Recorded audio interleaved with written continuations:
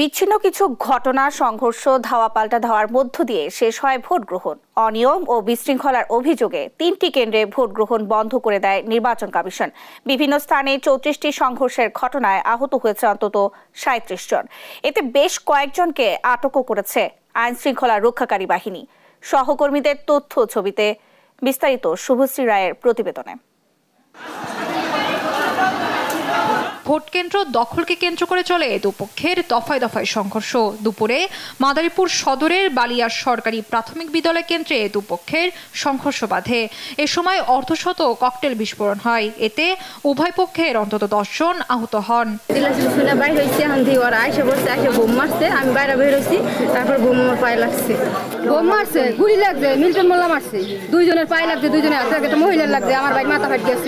নরসিংদীর কাকশিয়া সরকারি প্রাথমিক বিদ্যালয় কেন্দ্রে দখল নিয়ে সংঘর্ষ বাধে দুপক্ষের। এতে উভয় পক্ষের আহত হন অন্তত 10 জন।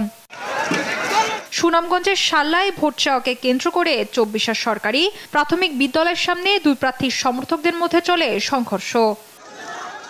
চাঁপাইনবাবগঞ্জের ভোলাহাটে একটি কেন্দ্রের কাছে দুই প্রার্থীর সমর্থকদের মধ্যে সংঘর্ষে 4 জন আহত হয়েছেন। বগুড়ায় গাবতলী উপজেলায় জোরপূর্বক ব্যালট ছিনিয়ে নিয়ে ভোট দেওয়ার অভিযোগ পাওয়া যায়। এর দায়ে দুই প্রিজাইডিং অফিসারকে অব্যাহতি দেন নির্বাহী ম্যাজিস্ট্রেট। আসসালামু আলাইকুম প্রিয় দর্শক, ফাইনালি চলে আসলাম আপডেট ও গুরুত্বপূর্ণ কিছু নিউজ নিয়ে আপনাদের মাঝে। প্রিয় দর্শক, অবশ্যই ভিডিওটি শেষ অবধি দেখবেন। দর্শক, আপনাদের কাছে ছোট্ট একটি অনুরোধ, দেশ এবং দেশের বাইরে হলে কমেন্ট বক্সে লিখে জানিয়ে দেবেন। আর চ্যানেলে নতুন হলে সাবস্ক্রাইব করে পাশে থাকা বেল বাটনটি অবশ্যই অল করে দেবেন, কারণ পরবর্তী আপডেট নিউজ সবার আগে পাওয়ার জন্য প্রিয় দর্শক আর অবশ্যই একটি লাইক দেবেন। দর্শক, আর দেরি নয়, মূল ভিডিওতে যাওয়া যাক। আসসালামু আলাইকুম রাহমাতুল্লাহি ওয়া বারাকাতুহু। সম্মানিত দর্শক, উপজেলা নির্বাচন নিয়ে সারা বাংলাদেশে আওয়ামী লীগের মধ্যে একটা তোড়জোড় চলছে। এই নির্বাচনটি আওয়ামী লীগের যে দামি নির্বাচন হয়ে গেল এবং সেই দামি নির্বাচনের পর যে একটা সরকার গঠন হয়েছে, যাকে কিনা বিএনপির লোকজন দামি সরকার বলছে, এবং এই দামি সরকার গঠিত হওয়ার পেছনে দেশি এবং বিদেশি যে চক্রটা ছিল, সেই চক্রের প্রায় সবাই বিএনপির বন্ধু সেজে বিএনপির কাছাকাছি এসে বিএনপিকে জাতীয় পার্টির মতো করে এই দামি নির্বাচনে ঢুকানোর জন্য সর্বোচ্চ চেষ্টা করেছে।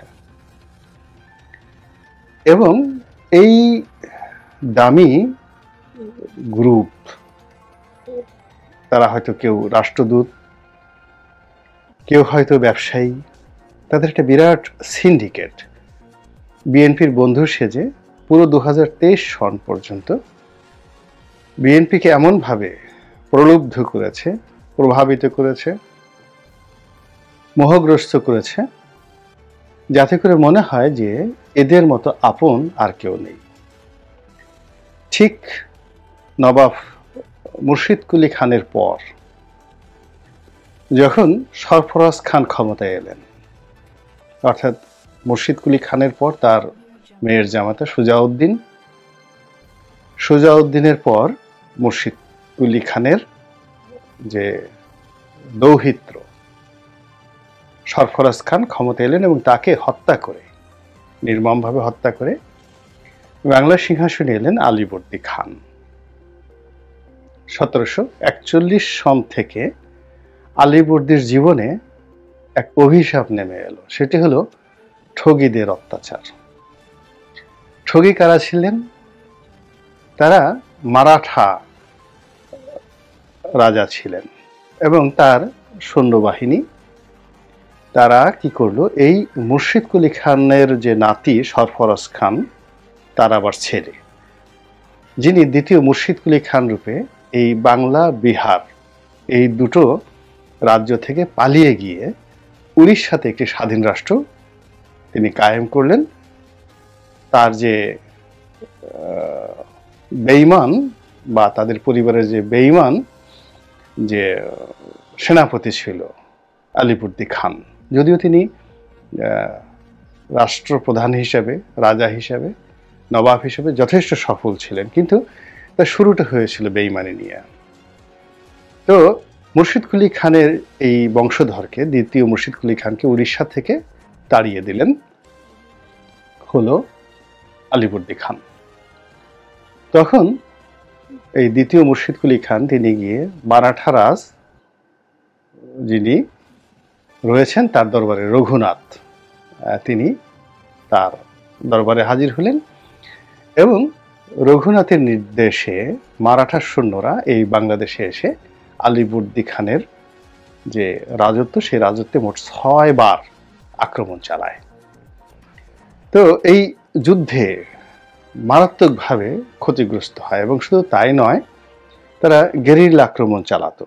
সারা বাংলাদেশের কৃষকদের জীবন, ব্যবসায়ীদের জীবন তছনছ করে দিয়েছিল। তারা বিভিন্ন ভণ্ড সন্ন্যাসী সেজে, ভণ্ড অলিয়াল্লা সেজে তারা মানুষকে বিভ্রান্ত করত এবং তাদেরকে নিয়ে একেবারে খুন করে ফেলত। খুন করে তাদের সর্বস্ব লুটপাট করে নিয়ে নিজ দেশে চলে যেত।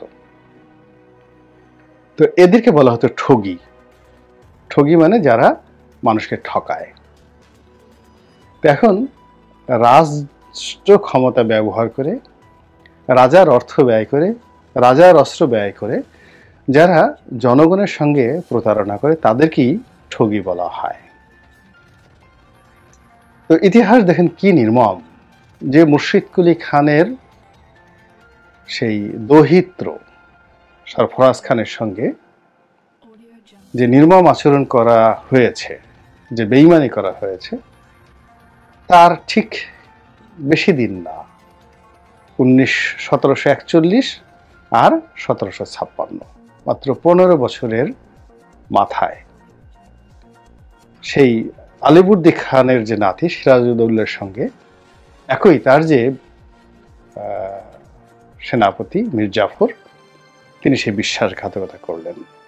তা আমরা মীর জাফরের কথা বলি, নবাব সিরাজউদ্দৌলার কথা বলি, কিন্তু সরফরাজ খানের কথা বলি না বা আলীবর্দী খানের কথা বলি না। এর কারণ হলো ওই ঘটনার মাধ্যমে পুরো দেশের স্বাধীনতা এবং সার্বভৌমত্বটা ইংরেজদের হাতে চলে গিয়েছিল। দেখেন আমাদের বাংলাদেশের ভাগ্যাকাশ এভাবে বহুবার এরকম ঠগীদের কবলে আমরা পড়েছি। কখনো কখনো এই ঠগীদের মধ্যে কেউ কেউ হয়তো ভালো শাসন করেছেন, আবার কখনো কখনো এই ঠগীরা পুরো দেশের স্বাধীনতা এবং সার্বভৌমত্ব দিল্লির কাছে বিক্রি করে দিয়েছেন। তো এই ঠগীদের নেতা ছিলেন ভাস্কর পণ্ডিত, মানে রঘুনাথ ছিলেন মারাঠা রাজ আর ভাস্কর পণ্ডিত ছিলেন তার সেনাপতি। তো এগুলো নিয়ে অনেক গল্প এবং কাহিনী রয়েছে। তো এইরকম ভাস্কর পণ্ডিত, রঘুনাথ, ঠগীদের একটা বিরাট গ্রুপ বিএনপিকে ঠকানোর জন্য তারা এই বিএনপি নেতাদেরকে জেলখানায়, তাদেরকে এই নির্বাচনে আনার জন্য যে চক্রান্ত করেছিল, এগুলো এখন প্রকাশিত হয়েছে।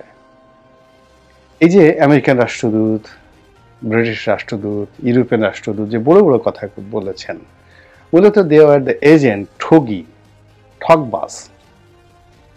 ভাস্কর পণ্ডিতের তারা এজেন্ট, সেই হিসাবে তারা মির্জা ফখরুলের উপর চাপ দিয়েছে, আমির খসরু মাহমুদ সাহেবের উপর চাপ দিয়েছে, মির্জা আব্বাসের উপর চাপ দিয়েছে, এরকম কথা এখন শোনা যাচ্ছে। কিন্তু বিএনপি সেই ফাঁদে পা না দিয়ে তার নিজস্ব জায়গার মধ্যে বা আদর্শের উপরে, বিশ্বাসের উপরে অটল থেকেছে এবং 18তে 14তে যে ভুল করেছে সেই ভুল 2024-এ তারা করেনি। এখন উপজেলা নির্বাচন হচ্ছে, সেই নির্বাচনও এই ঠগীরা বিএনপিকে আনার জন্য নানা রকম ছলচাতুরি, নানা রকম প্রলোভন, নানা রকম প্রচার এবং প্রোপাগান্ডা তারা চালিয়ে যাচ্ছে। এবং একই সঙ্গে ছোট ছোট শাহজাহানুমুর তৈরি করার জন্য সারা বাংলাদেশে তারা সর্বশক্তি নিয়োগ করেছে এবং এ যাবৎকালে প্রায় 70-75 জন এরকম বেঈমান, মুনাফিক, বিশ্বাসঘাতক এই ঠগীরা পয়দা করতে পেরেছে, যারা এই উপজেলা নির্বাচনের ফাঁদে পা দিয়েছে, যাদেরকে দল থেকে বহিষ্কার করা হয়েছে। তো এ যাবৎকালে অলমোস্ট যদি প্রায় 4000 প্রার্থী ধরেন, তার মধ্যে 70-75 জন বেঈমান, মুনাফিক, এটা কোনো সংখ্যাই নয়। ফলে মূল নির্বাচন যেটা হচ্ছে সেটা হলো সরকারি দল আওয়ামী লীগ, তাদের যে বিভিন্ন গ্রুপ, উপগ্রুপ রয়েছে, মামা গ্রুপ রয়েছে, ভাগনা গ্রুপ রয়েছে, ছেলে গ্রুপ রয়েছে, ভাবি গ্রুপ রয়েছে, দেবর গ্রুপ রয়েছে, নানা রকম এবং এক একটা জনপদ এই নির্বাচনকে কেন্দ্র করে রীতিমতো মৃত্যুকূপে পরিণত হয়েছে। যে বিভেদ সেই দামি নির্বাচনের সময় হয়েছে, যে মারামারি, যে কাটাকাটি, যে ক্রোধ, যে অশান্তি এবং যে শত্রুতা, এটি এই উপজেলা নির্বাচনের সময় এসে একেবারে বিস্ফোরিত হবার মতো উপক্রম দেখা দিয়েছে। অনেক ঘটনা ঘটছে যে আমরা পত্রিকায় দেখছি না, কিন্তু সামাজিক মাধ্যমে চলে আসছে। এবং যারা রাজনীতির সঙ্গে জড়িত তারা কম বেশি এই যে উপজেলা নির্বাচনকে কেন্দ্র করে এটিকে আমাদের মির্জা আব্বাস সাহেব বলেছেন আওয়ামী লীগের কামড়া কামড়ি। আওয়ামী লীগ একে অপরকে কামড়াচ্ছে। এই কথাটা তিনি ভদ্রলোক মানুষ, ভদ্র ভাষায় বলেছেন, কিন্তু আঞ্চলিক ভাষায় কিন্তু এগুলো আরো বাজে শব্দ ব্যবহার করে, বিভিন্ন প্রাণীর নাম ব্যবহার করে তারপরে এই কথাগুলো বলা হয়। এবং যখন এরকম কোনো ঘটনা ঘটে মানুষ তামসা দেখে। যদি মানুষের মধ্যে হয়, যেমন ধরুন ভাইয়ে ভাইয়ে দ্বন্দ্ব সংঘাত হচ্ছে, বনে বনে হচ্ছে, পিতা পুত্রে হচ্ছে, তখন পাড়া প্রতিবেশীরা এগুলো প্রায়ই সমাধান করতে যায় না। এর কারণ হলো নিজেদের মধ্যে গন্ডগোল হলে ওখানে যদি কেউ সালিশ করতে যায় কিংবা ওখানে যদি কেউ সমঝোতা করতে যায়, আলটিমেটলি তার অনেক ক্ষতি হয়ে যায়, সে বিপদগ্রস্ত হয়ে পড়ে। ফলে যখন ভাতৃঘাতী প্রাসাদ ষড়যন্ত্র শুরু হয়ে যায়, তখন সেই প্রাসাদ ষড়যন্ত্রে সমূলে বিনাশ না হওয়া পর্যন্ত এই দ্বন্দ্ব এবং ফ্যাসাদে যারা জড়িত তাদেরকে কেউ নিবৃত করতে পারে না। প্রাসাদ ষড়যন্ত্রে এটাই একটা সবচেয়ে ভয়াবহ দিক। এবং প্রাসাদ ষড়যন্ত্র তখনই হয় যখন ওই প্রাসাদের যারা বসবাসকারী তারা আশেপাশে কোনো প্রতিদ্বন্দ্বী রাখে না, নিজেরা খুব বড় হয়ে যায়, বড় মনে করে এবং সবাইকে শত্রু বানিয়ে ফেলে। এবং নিজেদের মধ্যে এইভাবে দ্বন্দ্ব সংঘাত করে করে অতীতে দাস বংশ শেষ হয়েছে, খিলিজি বংশ শেষ হয়েছে, মুঘলরা শেষ হয়েছে, পালরা শেষ হয়েছে, সেনরা শেষ হয়েছে। এইভাবে প্রাসাদ ষড়যন্ত্র শেষ হয়েছে, বাইরের লোককে ডাকতে হয়নি। এখন এই যে আওয়ামী লীগের মধ্যে যে ঘটনাগুলো ঘটছে, এটি আলটিমেটলি প্রাসাদ ষড়যন্ত্রের মতোই ঘটনা ঘটে যাচ্ছে, একটার পর একটা ঘটনা ঘটে যাচ্ছে। এবং এই বিষয়গুলো নিয়ে মানুষ কিভাবে ঠাট্টা এবং মশকরা করে এবং এই বিষয়গুলো আমরা কিভাবে কোন দৃষ্টিকোণ থেকে আমরা দেখি তার একটা উদাহরণ দেই। মানে সেটা হলো যখন আপনি বা আমরা যখন রাস্তায় চলি, যখন নিকৃষ্ট প্রাণী, সমাজে যারা নিকৃষ্ট প্রাণী, মানে আমাদের প্রকৃতির নিকৃষ্ট যারা প্রাণী, রাস্তায় তাদের স্বামী স্ত্রীর মধ্যে বা নারী পুরুষের মধ্যে, মানে পুরুষ প্রাণী এবং নারী প্রাণীটির মধ্যে যখন প্রেম হয়, ভালোবাসা হয়, যৌন সঙ্গম হয়, তো ওই দৃশ্য খুব বেহায়াপনার সাথে তারা করে, নিকৃষ্ট প্রাণীগুলো করে। মানে তাদের বিনোদন, তাদের আনন্দ, ওই দৃশ্য দেখে মানুষ মুখ ফিরিয়ে নেয়। কিছু কিছু মানুষ লাঠি নিয়ে তেড়ে আসে তাদের এই আনন্দ ফুর্তি বন্ধ করার জন্য। তদ্রূপ মানুষ যখন পচে যায় এবং পচা মানুষগুলো যখন এ সমাজে উল্লাস করে, আনন্দ করে, তখন ওই সকল নিকৃষ্ট প্রাণীর যে আনন্দ ফুর্তির যে অশ্লীলতা, বিভৎসতা, নির্লজ্জতা, বেহায়াপনা, তার চাইতেও পচা মানুষদের আনন্দ ফুর্তি, বেহায়াপনা এই সমাজে আরো বেশি বিরক্তির সৃষ্টি করে। মানুষ মুখ ফিরিয়ে থাকে, তাদের বিনোদন দেখে না, আনন্দ দেখে না, আর যখনই সুযোগ পায় দূর থেকে ঢিল মারে। এই গেল এক। দুই নম্বর হলো নিকৃষ্ট প্রাণীরা যখন রাস্তায় ঝগড়া এবং বিবাদ করে, কামড়াকামড়ি করে, গালাগালি করে, একে অপরের সঙ্গে তেড়ে আসে, তখন সেখানে কোনো সভ্য মানুষ, বিবেকবান মানুষ ধারের কাছে যায় না, নিরাপদ দূরত্বে চলে যায়। এর কারণ হলো এই অসভ্য প্রাণীগুলো, নিচু জাতের প্রাণীগুলো যখন ঝগড়াঝাটি করে কাণ্ড জ্ঞান হারিয়ে তারা পারে না, এখনো কোনো কুকর্ম নাই। কোনো মানুষ যদি তাদেরকে ফিরাতে যায়, দুই পক্ষে এসেই তাদেরকে কামড়ায়।